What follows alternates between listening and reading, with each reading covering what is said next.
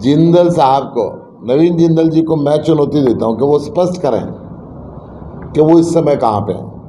आम आदमी पार्टी के प्रदेश अध्यक्ष एवं लोकसभा उम्मीदवार डॉक्टर सुशील गुप्ता ने कुरुक्षेत्र सेक्टर 13 में प्रेस वार्ता कर नवीन जिंदल को खुली बहस की दी चेतावनी। आम आदमी पार्टी के प्रदेश अध्यक्ष और इंडिया गठबंधन के कुरुक्षेत्र लोकसभा से उम्मीदवार डॉक्टर सुशील गुप्ता ने आज कुरुक्षेत्र सेक्टर 13 में प्रेस वार्ता कर नवीन जिंदल को बहस की खुली चुनौती दी है। उन्होंने कहा कि मैं नवीन जिंदल को चुनौती देता हूं कि वो स्पष्ट करे कि वो कहां पर है और यदि देश में है तो आकर मुझसे बहस करे, ताकि जनता को उनके और हमारे मकसद का पता चले। उन्होंने कहा कि एक तरफ भाजपा ने किसानों को कुचलने का काम किया और 750 से ज्यादा किसानों की शहादत ली, इसलिए नवीन जिंदल ने देश के अन्नदाता को कुचलने वाली पार्टी को ज्वाइन क्यों किया। प्रदेश के व्यापारियों पर गोलियां चलाकर लगातार फिरौती मांगी जा रही है। व्यापारियों को संरक्षण न देने वाली पार्टी को नवीन जिंदल ने ज्वाइन क्यों किया। कुरुक्षेत्र की जनता जानना चाहती है कि प्रधानमंत्री नरेंद्र मोदी ने नवीन जिंदल पर 1,86,000 करोड़ रुपए के कोयले चोरी का आरोप लगाया। यदि वे आरोप सत्य है तो पिछली बार कोयला हजम किया था और अब की बार क्या हजम करेंगे। सबको नमस्कार। आज देश के सबसे बड़े चुनाव का बिगुल बज चुका है। इंडिया गठबंधन कुरुक्षेत्र के इस रण के अंदर पिछले 1 महीने से ऊपर गांव-गांव जा रही है। इंडिया गठबंधन के अंदर सभी दलों के नेता और कार्यकर्ता कुरुक्षेत्र लोकसभा पे दिन और रात मेहनत कर रहे हैं। हर गांव में, हर शहर में लोग पूरा अभिनंदन कर रहे हैं, स्वागत कर रहे हैं। लोगों का बहुत प्यार हमें मिल रहा है। जनता उम्मीद की नज़रों से हमें देख रही है। एक परिवर्तन जनता करना चाहती है। दूसरी तरफ भारतीय जनता पार्टी का हर गांव में पूरा विरोध हो रहा है। लोग भाजपा को गांव में प्रचार नहीं करने दे रहे। भाजपा के नेताओं को, गाड़ियों को गांव में घुसने नहीं दिया जा रहा। लोग ये कहते हैं कि बीजेपी हमें दिल्ली नहीं जाने दे रही और हम इनको गांव में नहीं आने दे रहे। हमने सुना है इस विरोध को देखते हुए भाजपा के प्रत्याशी चुनाव छोड़ के छुट्टियां मनाने चले गए। आप खुद सोचिए, क्या चुनाव के बीच में कोई प्रत्याशी विदेश के अंदर घूमता है? चुनाव छोड़ के विदेश में छुट्टियां मनाने जाता है? या वो हार को देख के चुनाव से बचना चाहता है? एक बहुत बड़ा क्वेश्चन है। लेकिन जिस तरीके से भारतीय जनता पार्टी हमारे 2 मुख्यमंत्रियों को अरेस्ट करके चुनाव से रोकना चाहती है, कांग्रेस के खाते सील करके उनका खर्चा बंद करना चाहती है और लेवल प्लेइंग फील्ड नहीं देना चाहती। हम चाहते हैं कि उनको लेवल प्लेइंग फील्ड मिले और यहाँ पे आए, चुनाव लड़ें। इसलिए जिंदल साहब को, नवीन जिंदल जी को मैं चुनौती देता हूँ कि वो स्पष्ट करें कि वो इस समय कहाँ पे हैं। चुनाव के बीच में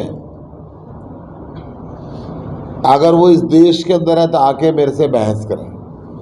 मेरे कुछ सवाल हैं, उनको मैं आपके सामने भी पूछूंगा और नवीन जिंदल जी को भी मैं खुली चुनौती की बहस देता हूँ।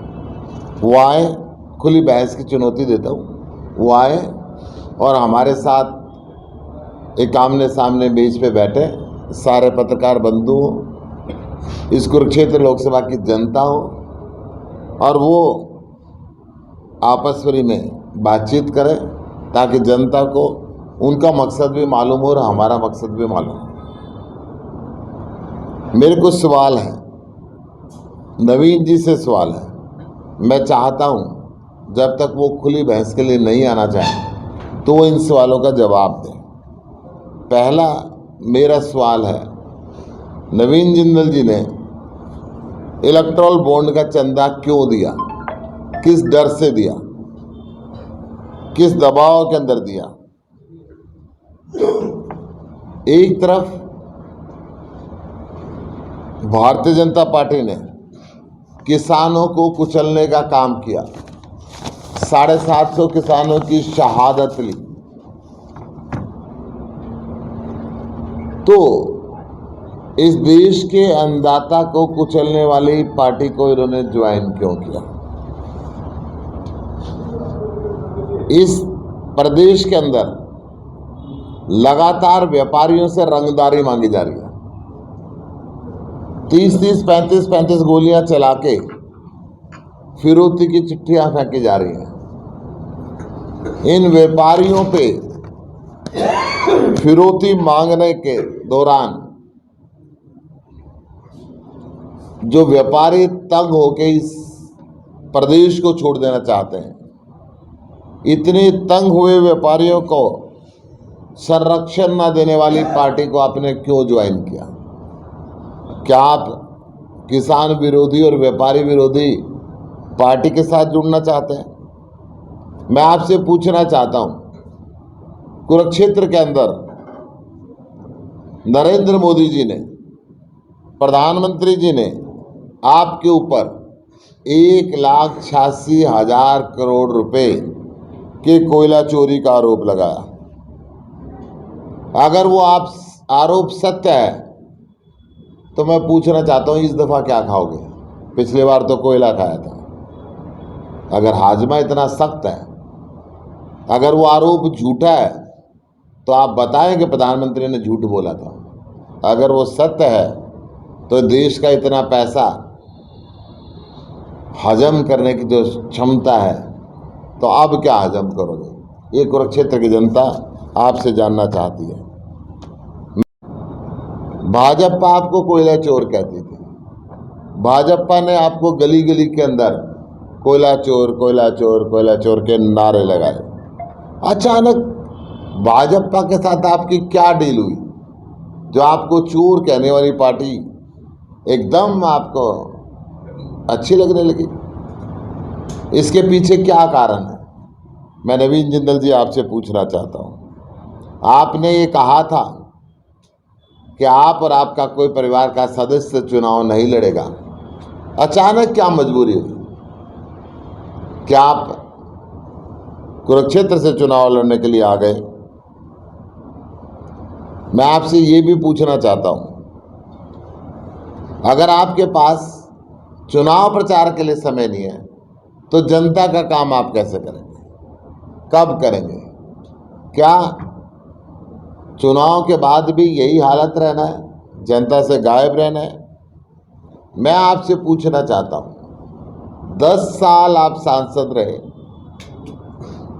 5 साल आपके पिताश्री सांसद रहे, 25 साल से आपका कुरुक्षेत्र से नाता है। कुरुक्षेत्र के लड़कों के लिए एक भी सरकारी कॉलेज पूरे जिले के अंदर नहीं है। क्या आपको कभी ऐसा महसूस नहीं हुआ कि शिक्षा के लिए आप आवाज उठाएं, यहाँ पे सरकारी कॉलेज बनवाएं? पूछना चाहता हूं, ये किसान विरोधी भारतीय जनता पार्टी ने किसान को मुआवजा ना देना पड़े, इस क्षेत्र की भूमि को रिचार्ज करने की लाइफलाइन दादूपुर नलवी नहर को 2018 के अंदर बंद कर दिया। उस नहर को बंद करने के कारण पूरा कुरुक्षेत्र, पूरा शाहबाद, पूरा अंबाला, पूरा यमुनानगर आज बाढ़ की चपेट में डूब जाता है। अगर आप इस क्षेत्र से जुड़े हुए हैं तो आपने दादूपुर नलवी नहर को बंद जब की इस बीजेपी ने, जिस बीजेपी ने पूरे कुरुक्षेत्र, पूरा अंबाला, पूरा यमुनानगर, पूरा शाहबाद डुबोने का कूड़ षड्यंत्र रचा, आपको उस पार्टी के अंदर क्या लगा? और इस नहर का क्या आप, जब ये बंद हुई, आपका दायित्व नहीं बनता था कि आप इसकी आवाज़ उठाएं, इस क्षेत्र की जनता के लोगों के लिए बोलें? इतने पानी के अंदर आप कहाँ थे? कुरुक्षेत्र की जनता आपसे पूछना चाहती है।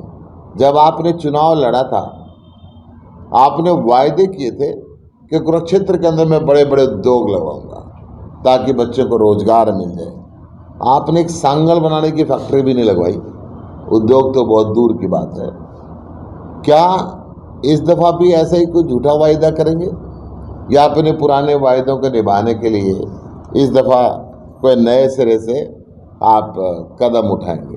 मैं आपसे पूछना चाहता हूँ, इस प्रदेश के अंदर, इस देश के अंदर सबसे पहले लाठीचार्ज किसानों पे इस लोकसभा में पीटा है। 750 किसानों की शहादत ली है। 1.25 साल आंधी बरसात तूफान के ऊपर गुजारा है। किसी किसान ने, इंसान तो दूर, एक चिड़िया के बच्चे के ऊपर भी पत्थर नहीं मारा। आपकी पार्टी ने, आपकी नई नवेली पार्टी ने, जिसका भी आप तुरंत इलेक्शन टिकट डिक्लेयर होने से 10 मिनट पहले आपने ज्वाइन किया, उसने किसानों को कभी आतंकवादी कहा, कभी खालिस्तानी कहा, कभी उनको उपद्रवी कहा, कभी उनको आंदोलन जीवी कहा, कभी उनकी जड़ चीन में बताई, कभी उनकी जड़ पाकिस्तान में बताई। तो मैं ये पूछना चाह रहा हूँ, आपका क्या स्टैंड है? इन्होंने पंचों की कमर लाल कर दी, सरपंचों की कमर लाल कर दी, क्लर्कों की कमर लाल कर दी, आशा वर्करों की कमर लाल कर दी, पॉलिटिकल वर्करों की कमर लाल कर दी। कोई नहीं छोड़ा। जिससे भी मिले डंडे से बात की। आपके हिसाब से ये सही था या गलत था? आपकी जो नई नवेली पार्टी है बीजेपी, उसका स्टैंड सही था या गलत था? मैं चाहूँगा कि आप स्पष्टीकरण करें। आपने कांग्रेस में रहते हुए बड़े बड़े तिरंगे झंडे लहराए थे। 10 साल से आपने उनकी सुध नहीं ली। वो फट गए, वो उतर गए, वो सड़ गए। देश प्रेम खत्म हो गया क्या? दोबारा देश प्रेम आपका कब जागेगा? मैं आपसे ये भी पूछना चाहता हूँ। मैं आपसे पूछना चाहता हूँ, आज आपकी सरकार है, डबल इंजन की सरकार है, केंद्र में भी और हरियाणा के अंदर भी। मंडी के अंदर 1 तारीख से खरीद शुरू हो चुकी है और उठान नहीं हो पा रहा है क्योंकि बीजेपी की सरकार के चहेतों ने उठान का ठेका ले लिया। अब फसल खराब हो रही है, 2 दिन बाद बरसात आने का अंदेशा है, किसान परेशान है, माल उठ नहीं रहा। तो ये मंडियों में जो माल खराब होगा, तो इस पे आपका क्या स्टैंड है? मैं आपसे ये पूछना चाहता हूँ। जनता बुरी तरीके से आज गुस्से में है। आप इन सवालों का जवाब दें, अन्यथा जनता वोट की चोट से आपको जवाब देगी। धन्यवाद। कोई क्वेश्चन किसी का? खुले मंच पे स्वीकार करते हैं नवीन जिंदल के साथ डिबेट करने के लिए तैयार? मैं उनका आमंत्रित कर रहा हूँ, खुले मंच पे आमंत्रित कर रहा हूँ। नवीन जिंदल जी आए, सारे पत्रकार हो, मैं आऊँगा, डिबेट कराएंगे, आप आएंगे? मैं पक्का आऊँगा, 100% आऊँगा। जी सोचते रहे, जनता ये सोच रही है कि कब ये जाएंगे 2024 में। देखिए, ये डबल इंजन की सरकार, इनका नारा 400 पार।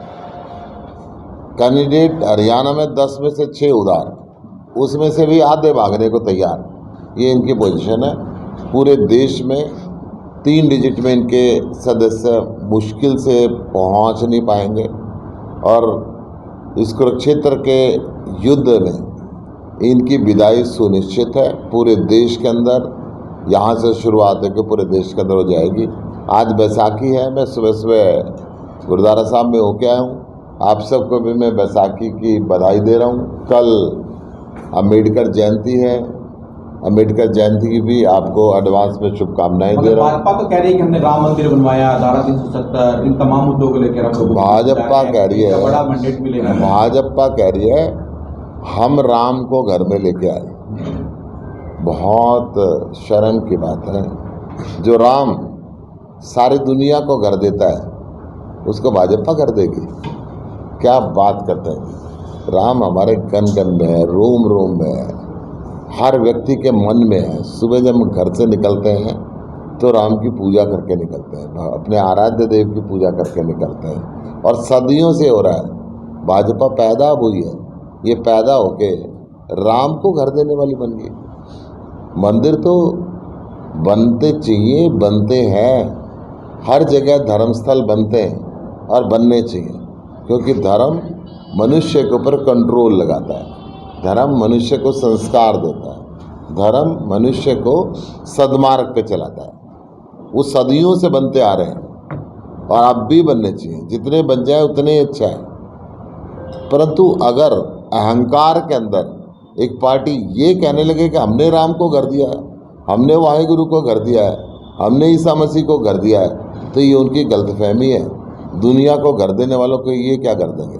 कृष्ण जन्मभूमि में चर्चा चल रही है, वहाँ मंदिर बनाने की बात चल रही है, उसमें क्या कहना। देखिए, हमें स्कूल बनाना आता है, हमें हॉस्पिटल बनाने आते हैं, हमें रोज़गार देना आता है, हमें बिजली देनी आती है, हमें पानी देना आता है, हमें समृद्धि देनी आती है, और इनको मंदिर बनाने आते हैं। अच्छी बात है, ये मंदिर बनाएं, मंदिर भी बनाना एक अच्छा काम है, परंतु देश को शिक्षा भी चाहिए, चिकित्सा भी चाहिए, रोजगार भी चाहिए, बिजली भी चाहिए, पानी भी चाहिए, इस तरफ भी ध्यान दें। अभय चौटाला जी कह रहे हैं 2 लुटेरे कुरुक्षेत्र लोकसभा से चुनाव लड़ रहे हैं, आपको लुटेरा कहा है?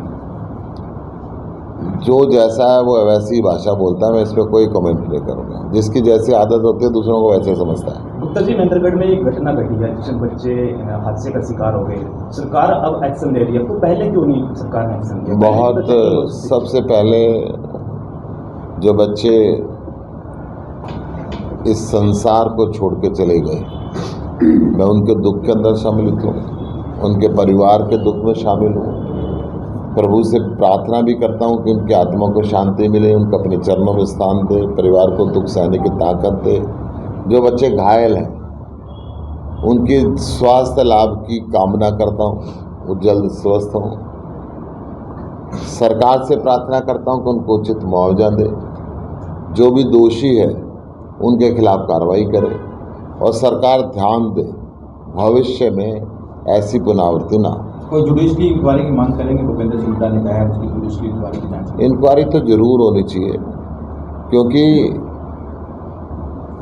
एक फूल जो घर का है वो चला गया, सारी जिंदगी के लिए तो उस घर में अंधेरा हो गया, और उस पर इंक्वायरी भी नहीं हो तो बड़े दुर्भाग्य की बात है। इंक्वायरी जरूर होनी चाहिए।